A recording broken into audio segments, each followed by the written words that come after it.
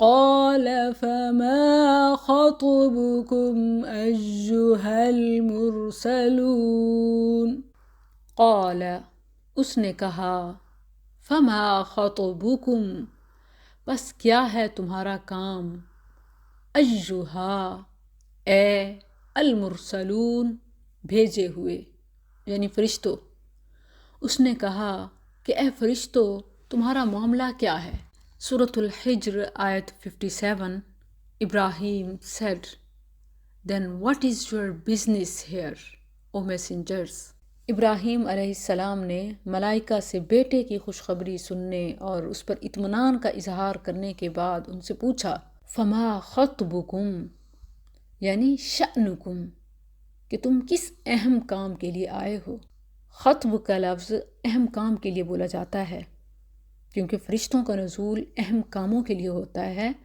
تو ابراہیم علیہ السلام نے پوچھا کہ مجھے خوشخبری دینے کے علاوہ تمہاری آمد کا اور مقصد کیا ہے؟ قصہ سنا کر بہت آسان طریقے سے کسی کو بات سمجھائی جا سکتی ہے۔ کفار کا اعتراض تھا کہ نبی کریم صلی اللہ علیہ وسلم پر فرشتوں کا نزول کیوں نہیں ہوتا۔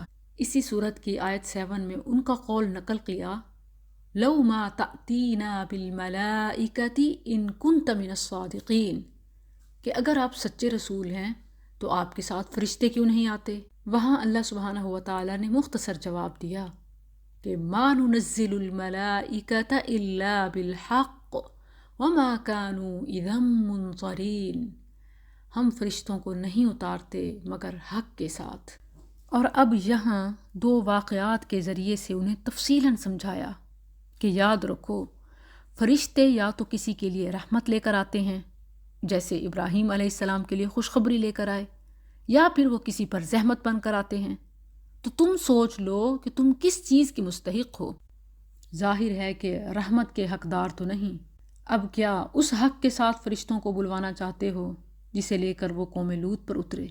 غالباً ابراہیم علیہ السلام بھی قرائن سے سمجھ گئے کہ فرشتوں کے آنے کا مقصد محض مجھے خوشخبری دینا نہیں، کیونکہ فرشتے بڑی مہمات کے لیے آیا کرتے ہیں۔ اسی لیے پوچھا، فما خطبکم، تمہاری آمد کا اور مقصد کیا ہے؟ ابراہیم علیہ السلام کو خوشخبری دینے اور قوم لوط پر عذاب کا تذکرہ چونکہ سورہ الذاریات میں بھی ہے، تو 27ویں پارے کا آغاز اسی آیت سے ہوتا ہے، قال فما خطبکم ایہا المرسلون۔ اسی طرح یہی خطب کا لفظ سورہ یوسف آیت 51 میں بھی آتا ہے۔ عزیز مصر نے کہا، تمہارا کیا معاملہ تھا جب تم نے یوسف کو اس کے نفس سے پھسلایا؟ قال فما خطبکن اذ راوتن یوسف عن نفسہ۔ اسی طرح یہی خطب کا لفظ سورہ القصص آیت 23 میں بھی آتا ہے۔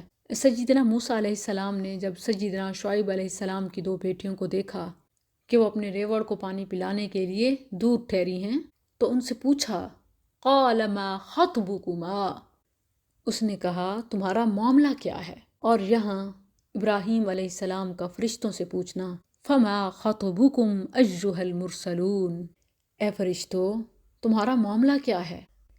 اس سے ابراہیم علیہ السلام کی فہم و فراست بھی نظر آتی ہے کہ وہ کتنے سمجھدار تھے۔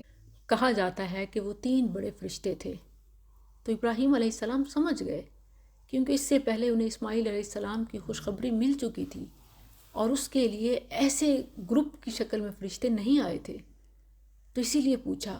اس سے سمجھ سکتے ہیں کہ مومن کتنا صاحب بصیرت ہوتا ہے، چیزوں کو دیکھ کر، چال کو دیکھ کر، انداز دیکھ کر سمجھ جاتا ہے۔